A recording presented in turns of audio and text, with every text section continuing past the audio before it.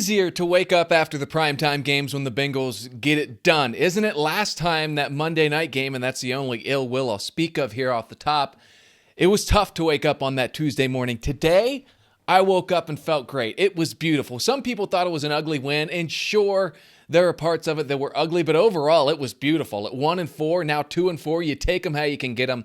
The Bengals go on the road in prime time and get a W. Never an easy thing to do. And the big thing about it is, it was thanks to their defense. Who would have guessed? Who would have guessed, if you've watched this team this year, that the Bengals would get a big road win? And it is a big road win. Every win is big at this point. Winning on the road in prime time against a team that's playing like they have nothing to lose is a big road win. And who would have thought it would come on the backs of their defense? Bengals get a 17-7 win in East Rutherford, New Jersey, over the New York Football Giants. You are in the jungle. I'm Matt Edwards. Thank you for joining me on this beautiful Monday morning throughout the United States of America. Good teams find ways to win on bad days, right? I thought that's what the Bengals were going to do in week one. We all knew the whole time that they were playing like junk in week one, and we kept waiting for them to do something, anything, to pull ahead of New England. They never did. Last night, not quite that bad. Largely in part thanks to Joe Burrow and that opening drive in the 3rd and 18 scramble that he turns into a 47-yard touchdown. Play it at my funeral. It was beautiful. But good teams find ways to win on bad days, and that's what the Bengals did last night. They were not at their best. They played better last week in a loss against Baltimore. But isn't a bad, ugly win better than a, wow, they put up 38 points in a loss against Baltimore? You kind of feel good about things.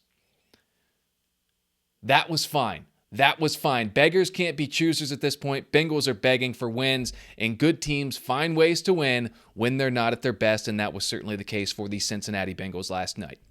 All right, let's get into our big feast, our main entree, our big slice from Bleecker Street Pizza in the Village in Manhattan. Look, when the Bengals play aggressive, they are as good as anyone. When they don't, they can get beat by anyone. We've seen that this year, right through 6 games. When they go into Kansas City and go stones to the wall like they've got nothing to lose, you're a play away from winning. Last week against Baltimore, sling it all over the place, back against the wall. And then we know what happened in overtime. They stopped doing that. They got beat. The Bengals are doing something this year that we saw them do too much in the Marvin Lewis era, and I promise I'm not going to be too negative after a win, but they are playing down to the level of their opponent. They did that last night. Yeah, it's a good road win, but the Bengals should never be tied with that team in the fourth quarter. I don't want to say never because we know how the NFL works, but the Bengals we felt like they were going to win big. The Bengals every game this year have played down to the level of their opponent. We saw it in week 1 against New England. I shouldn't say they play down to the level of their opponent. They play to the level of their opponent. It's like they're just trying to squeak by. Go out there and do what Detroit did to Dallas. Murder someone. Absolutely tear someone apart.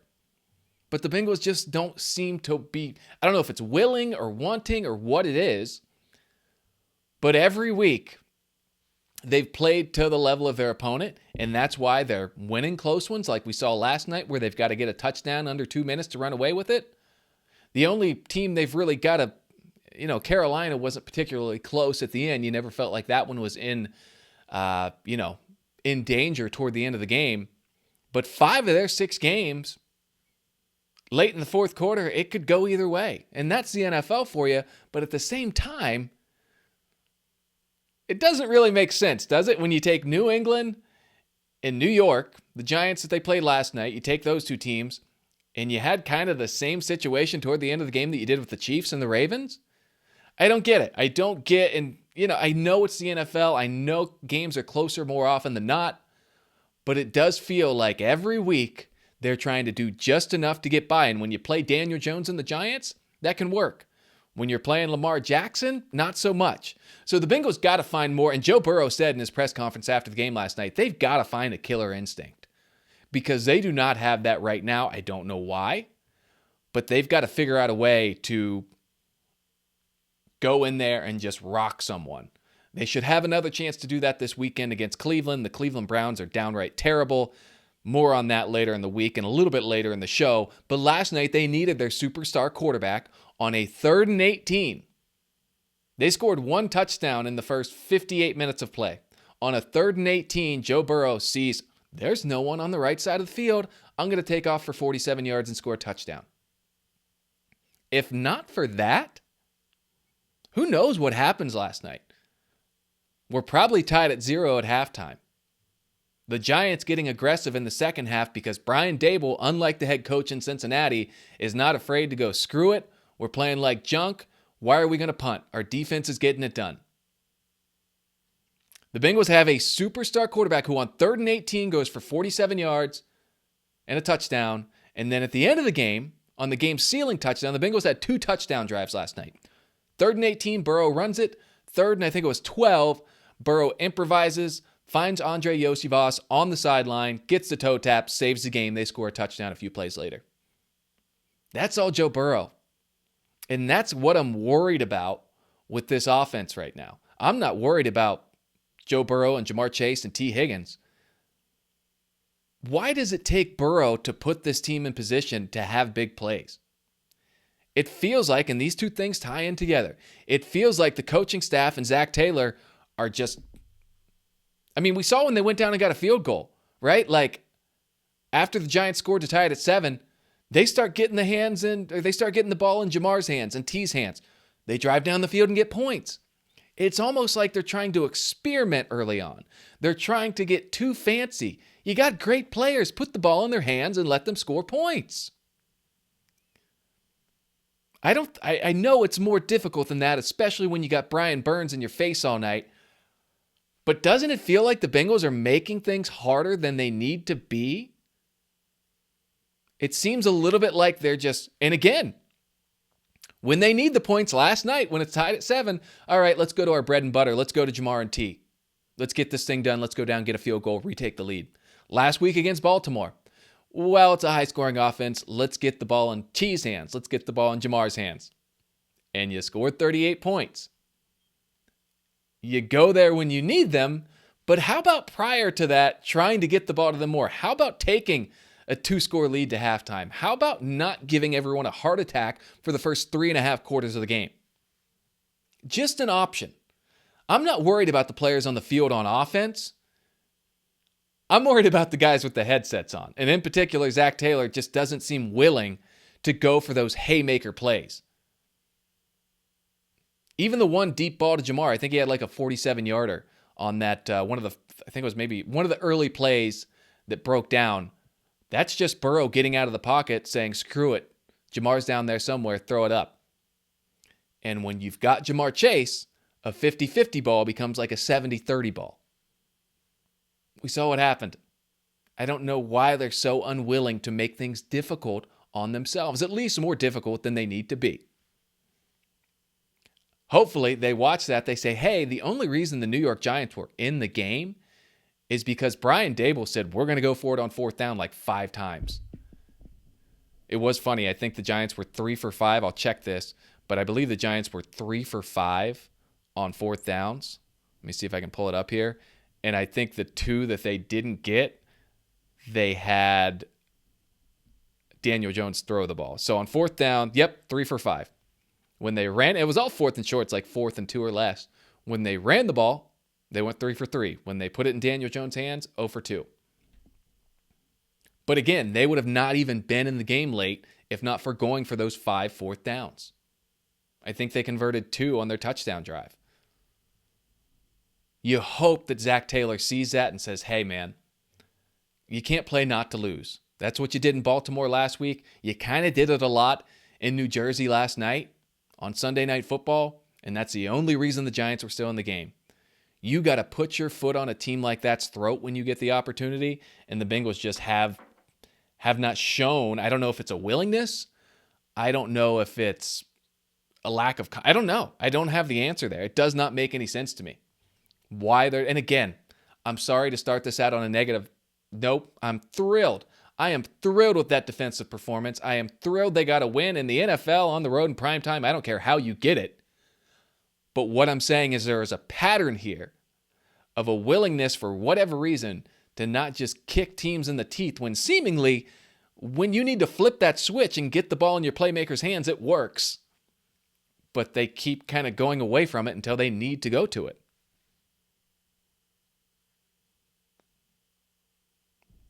So we'll see. Yeah, I don't worry about the guys on the field. I worry about the guy with the headset on right now. And look, I'm not blaming Zac Taylor for everything, but it kind of feels like he's holding the team back a little bit right now.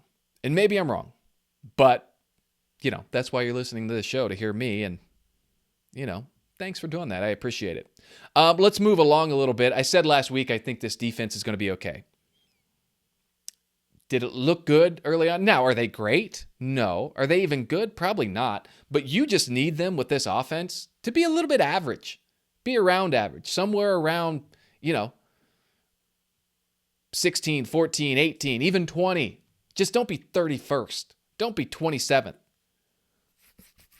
The defense is going to be okay. And the biggest reason, they're healthy again. B.J. Hill and Trey Hendrickson had really good games on Sunday night. A lot of that was Sheldon Rankins back in the middle, just an anchor right there. Just holding the center, the middle of that offensive line, just kind of holding his ground. Creating a pocket that could collapse, letting B.J. Hill, I think that's a big reason B.J. Hill has been so good in Cincinnati. He's never had to be the number one guy. It's kind of like with a number two receiver. When you see like a really good slot receiver and then their number one receiver gets hurt or goes away and it's like, oh, they're not so good all of a sudden. Well, when Sheldon Rankins and before him DJ Reader requires and demands so much attention, it kind of frees a lot of that up. BJ Hill's no longer the guy that they worry about, so he gets to play around a little bit more, and it works great. That's not a knock on BJ Hill. It's a great position to be in. But the Bengals getting healthy again, and Chris Jenkins plays a role here too. Sam Hubbard looking solid. He's kind of, I don't know if maybe he's getting healthier, but he's looked better and better each week, which is incredible, which is a huge boost for this team. But they're healthy. Dax Hill's out. I don't know that DJ Turner is that big of a drop-off. I know Dax was playing well, but this team is getting healthy on defense.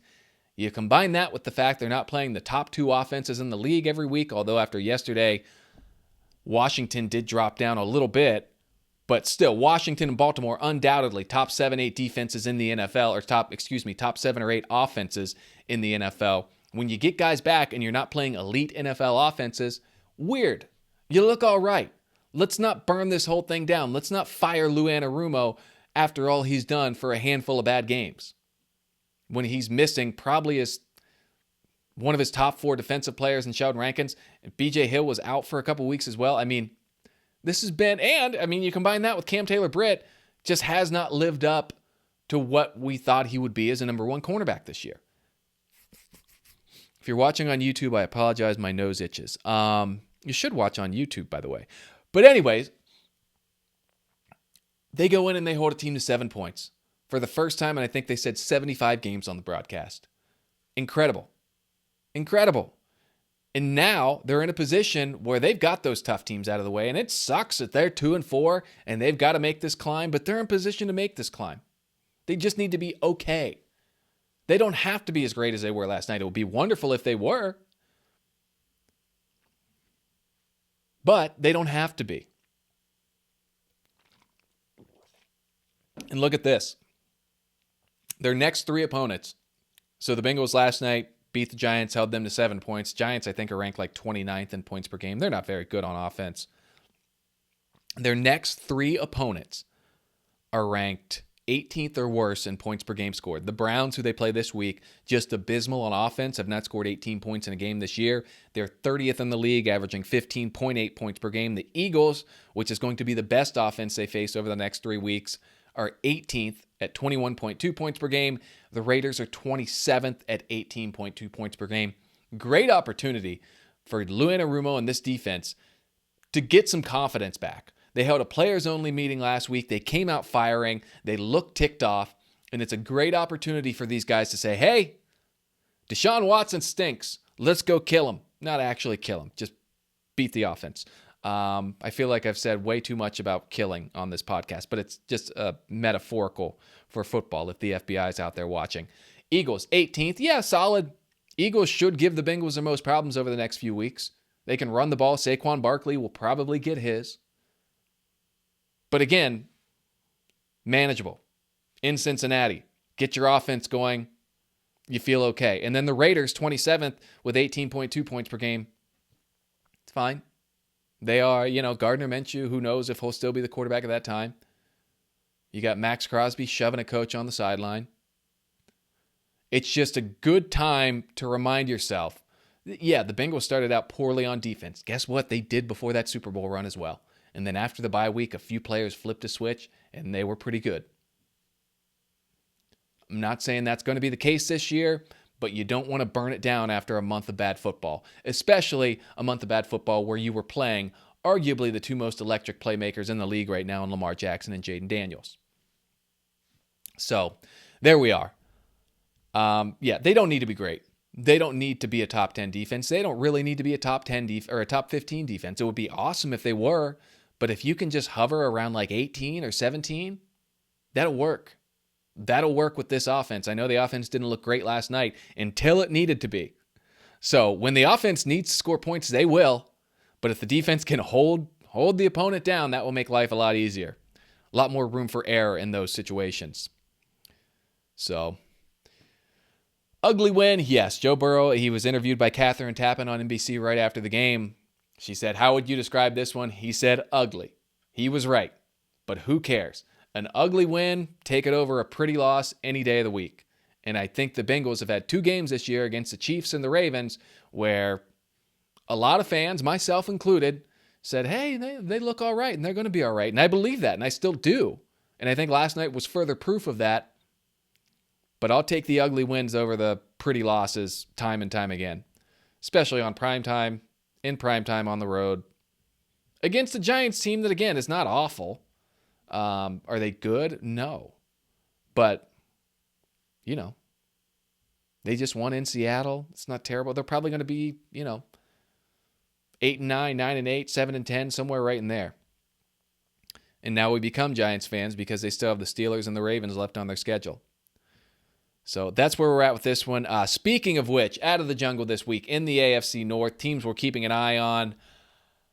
Let me first say, the Cleveland Browns stink. They are bad, bad, bad. I don't think I can remember. So where I'm originally from, Muskingum County, Ohio, is right between, it's like the intersection for Pittsburgh, Cleveland, and Cincinnati. All three are about a 2-hour and 40-minute drive, like on the nose. It's literally right in the middle of all three. However, it's probably about 60 to 70% Browns fans where I grew up. I now live in Columbus, Ohio. Same thing. 60 to 70% Browns fans. In both areas, I would say after that, a little more. In Columbus, a little more Bengals and Steelers. Over in Muskingum County in the Zanesville area, I'm from Nashport, Ohio, shout out. But over there, it's probably a little more even between the Bengals and Steelers, and maybe the Steelers even have a lead because you're so close to kind of, Appalachia and West Virginia Steelers country. I say that to say I have mostly grown up and been around Browns fans my whole life. Most of my best friends are probably Browns fans. I watched them go 1-31 over a 2-season time period thing. I cannot remember ever seeing the fan base this done with the team. And it's October 14th. And they were done before October 14th. October 12th, Saturday night, I went to my neighbor's house, watched Ohio State in a heartbreaker, lose to Oregon, hanging out with 3 or 4 Browns fans. I think 3 of them said they weren't going to watch on Sunday. They said, I'm not wasting my time on this team. I cannot remember the Browns ever being so hated by their own fan base. And they have been hated by their own fan base. They have lived through Brandon Weeden and Johnny Manziel and 1-31 with Hugh Jackson. And yet, when you set the expectations so high by paying a quarterback and an alleged predator $230 million guarantee, and then you put this trash on the field, the Browns are in bad, bad shape. I don't feel bad for the organization, and I'm guessing if you're listening to this, you don't either, but I have a lot of friends who it's just like, can you guys move on? It feels like they're in a bad relationship We've all had friends who like date someone who's toxic and awful, but hopefully this happens in your younger years and you grow out of this. It's like, can you break up with them? Have they ever brought you happiness? Is this one playoff win in Cleveland worth all the pain, or in Pittsburgh, worth all the pain and suffering you've experienced? That one 2020 win over the Steelers in the wild card round? Is this worth it? I mean, I feel bad for my friends. Get out. Get out now. I mean, the Cleveland Browns are just a disaster, and they show no signs. It's not like they've been good. It's somehow they've tried to get better. They've got a Hall of Fame defensive end right now. They've got what looks to be like a really solid head coach, and they are trash. It's bad. It's bad, and I can't ever remember them being so hated. The Bengals, of course, go to Cleveland this week to take on the Browns, who are now at 1-5.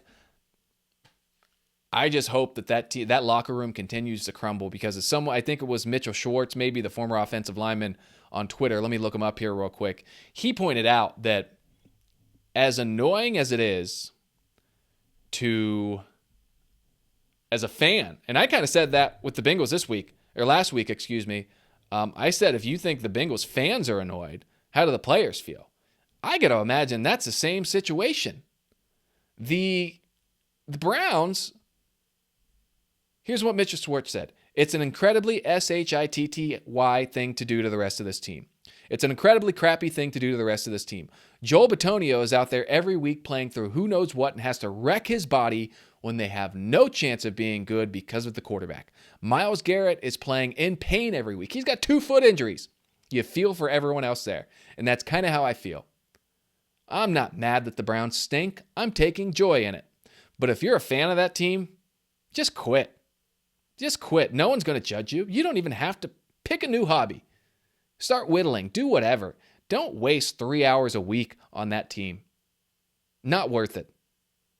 The disdain they've shown for their own players and fan base by keeping that guy in there at quarterback is absurd. It's absurd.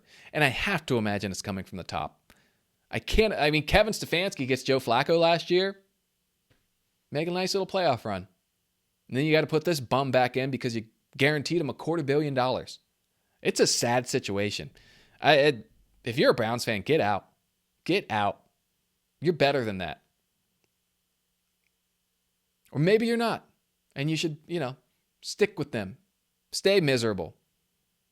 The Ravens and Steelers both won on Sunday. Ravens, Commanders gave them a shot. It was close at half, but the Ravens are ridiculous right now. Steelers won in Las Vegas to a Raiders team that you don't know what you're going to get out of week in and week out. The Bengals go there, or the Bengals, I think that game is in Cincinnati, actually. Yes, it is. The Bengals will welcome the Raiders. Well, hopefully they don't welcome them. Hopefully they punch them in the teeth and don't play down to their level here in just a few weeks on November 3rd, right before our election here in this great country. So, yeah. So the Steelers and Ravens both at 4-2 now. Bengals sit at 2-4. Browns at 1-5. And by the way, just to finish absolutely ripping on the Browns, their next 3 are at home. They've got the Bengals, Ravens, and Chargers. If they lose 3 straight at home to fall to 1-8, something's got to change, right?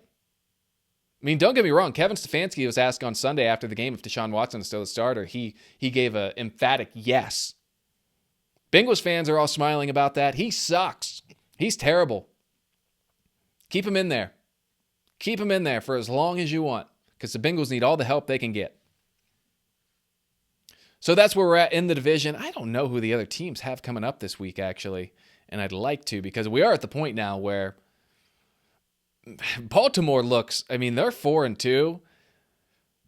I don't know that we're going to find a lot more losses on their schedule. They have a bye this week. It's just what they need is a week to get a little better. They started 0-2, lost to the Chiefs, and lost to the Raiders. And let's see here. Yeah, they have a bye. They're at Tampa, at Cleveland. Their schedule, they might... let's say the Bengals and Steelers get a win against them. They have to go to the Texans. They're not going to lose all 3. They look like 13-4 at worst right now. So the Bengals have to win out to match that. They are just... And again, teams can They lost to the Raiders in week 2. They can hit a cold streak a little bit. We see it all the time. But the Baltimore team on the field right now looks really solid. And you got to hope that they kind of fall off if you're a Bengals fan. Okay, let's go along here. And the Steelers, I'm not terribly worried about. Yeah, the problem with them is kind of the same thing. They have such an easy schedule that they win the games they're supposed to win. I mean, they've got the Jets and Giants coming up at home. Then they go to the Commanders. I'm not going to read through their whole schedule. But yeah, I mean, I guess, yeah, their schedule is really backloaded, though. Their last 3, Baltimore, Kansas City, Cincinnati. So, yeah. All right. Sorry, kind of drug on with that a little bit. One for the road. One for the road here, and this is kind of one that you got to admit as a man in life when you might be wrong. And I might be wrong. I've said repeatedly that I am okay with the Bengals not extending T. Higgins for 2 reasons. One, he gets dinged up quite a bit. He hasn't played, he's played like less than 70% of the snaps, I want to say, in the last 3 or 4 seasons. He's dinged up. And it's hard. I don't know the cap. I'm not great at math, but it's hard to I do know that it's hard to pay money to 2 big receivers. And Jamar Chase is probably going to become the highest paid receiver in football after this season. He's either going to be number 1 or number 2. Probably number 1. I think when you see the difference he's made when he's on the field this year, I don't know that the Bengals should back up a Brinks truck, but you really got to try to re-sign him. You really got to try to keep him out there after we've seen what he's done the last couple weeks. I mean, he was instrumental last night. Joe was going to him. They're just a different offense when he's on the field. It's as simple as that. And I kind of learned my lesson. Again, I love T. I think T's awesome. But there are, you can only sign so many guys. And again, if you're a team that's desperate for wide receiver help, give T. Higgins all the money in the world. But if you're the Bengals and you're really good at drafting wide receivers and you already have one of the top 2 receivers in football, maybe it doesn't make sense to sign a guy who's banged up a lot, and guys don't magically get healthy as they get older. But if you can get them on like one of those Jalen Waddle type contracts, like 3 years, $75 million, if that works, and again, I don't have the spreadsheet in front of me, but I think you got to make that work. And part of that is me. I was all for not paying Jesse Bates. I still don't know that it was an awful decision. I just think safety is not a place you spend a lot of money. But you kind of look at that safety position since then. Maybe they should have paid him. And his contract, it was a lot of money. I want to say 5 years, $90 million. But if they would have extended him a year earlier, he probably could have got that like 5 years, 75. So I feel like I've learned my lesson here a little bit, and maybe the Bengals should have paid Jesse Bates. And maybe I look at that if I'm in the Bengals front office and I say, we should have signed that guy. We see what a big difference he made. Maybe we should do the same with T. Maybe you want to learn from your mistakes. I'm definitely kind of changing my tune on T. Don't get me wrong. I love T. If it works out number-wise, do it. Now, of course, the other argument is with Jesse Bates, if you sign Jesse Bates, you probably can't sign Sheldon Rankins this year. You probably don't have any option to extend Trey Hendrickson. I mean, there are consequences for all this. But I look at that and I say, Jesse Bates made a big difference on this defense. And you saw with T. Higgins missing a couple games, and you see with Joe Burrow going to him when push comes to shove, maybe I'm going to reevaluate where I stand on that one. I'm not against them re-signing T as much as I'm okay if they don't. It's not and again, there's great arguments both sides. In society right now, you got to be one side or the other. The argument for signing T, he's awesome. Look what a difference he makes when he's on the field. Look at him grabbing balls last night that most receivers don't catch. Of course you should sign T. Higgins, re-sign T. Higgins, extend T. Higgins. The argument against, I just laid out as well, he's dinged up a lot. The Bengals already have a true number 1 wide receiver, and they're great at drafting wide receivers. They have a really good wide receiver 3 right now in Andre Yosevach, who was a 6th-round pick. And they have a history. I mean, they got T in the 2nd round. If they redraft, he's probably a top 10 pick that year. So there's arguments both ways. But man, when you see what he's doing on the field, and you see the difference the offense makes, and you remember that I'm just speaking for myself here. I kind of had the same position on Jesse Bates. Like, yeah, it'd be nice to have him. Maybe the Bengals would miss him a little more than I think they would. And that's where I'm at on that. So I'm swaying. Before I was right in the middle. Like if a 10 is an absolutely you've got to re-sign T. Higgins and a 1 is a let him walk, before I was like a 5. I'm kind of like a 6.5 or a 7 now. Like, yeah, maybe try to get it done. Maybe realize how now Zac Taylor's going to keep, throwing in the flat to Zach Moss, and maybe don't sign him. But if you're going to keep being in these games where you don't play to the level of your opponent and you decide to step on people's throats, get them in there. Let them crush people. We see how good they can be when both guys are on the field, when both the top 2 receivers are on the field. So that's where we're at in that. All right, let's wrap this thing up, man. Fun win, 2-4, right? Back at it, back on track. And as I laid out, no reason to believe that this team can't have a winning record going into Baltimore. I just told you how bad their next 3 opponents are. Not bad, but, well, the Browns are bad. The Raiders are pretty bad. The Eagles are pretty good. That one's at home, though. That's a good game. That's a solid Eagles team. They're not a top 5 or a top 8 team, but they're probably a top 10 or top 12 team. Probably more top 12. So that's a great test. They're kind of ramping up here. I've got a half marathon coming up this weekend before the Browns game. Kind of same thing. You ramp up and you get ready. So they just had a pretty team in the Giants. They get another team in the Browns. And then you have kind of a medium team, and then take care of the Raiders and the Ravens, and next thing you know, you're 13-4 going into the playoffs, right?